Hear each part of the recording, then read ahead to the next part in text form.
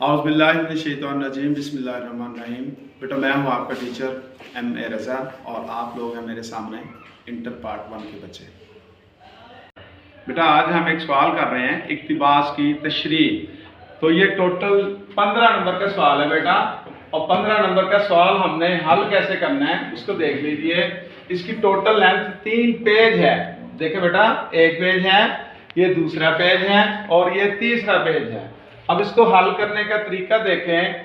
एक आपके सामने इबारत उन्होंने दे दी, बिलफर्ज ये इबारत है, ये देखिए।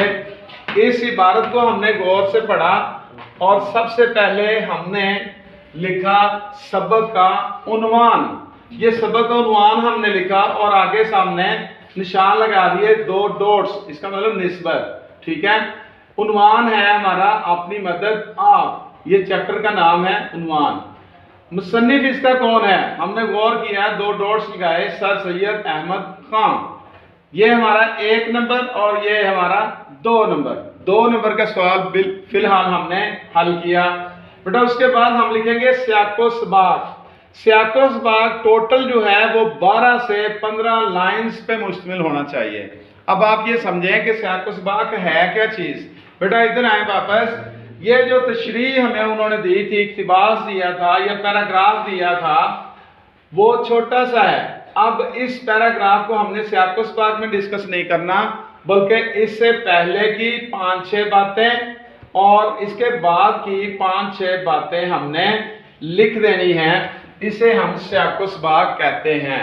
यानी कि जो इक्तिबास, जो इबारत, जो पैराग्राफ उसने दिया, उससे पहले की कुछ बातें और बाद की कुछ बातें हमने लिखी, उसका नाम हमने रखा सियाको सबाक। और वो कितनी लाइंस का होना चाहिए, 12 से 15 लाइन का होना चाहिए बेटा। उसके बाद हम करेंगे तशरीह। तशरीह जो है वो कितने पेजेस की होनी चाहिए, 2 से 2.5 पेजेस की होनी चाहिए।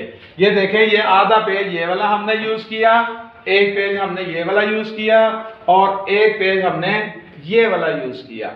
अब आप पूछेंगे तशरीह में हमने लिखना क्या है। ये हमारी 3 नंबर की है, सियाको सबाक 3 नंबर के, 1 नंबर इसका, 1 नंबर इसका। बेटा ये हमारे बन गए 5 नंबर।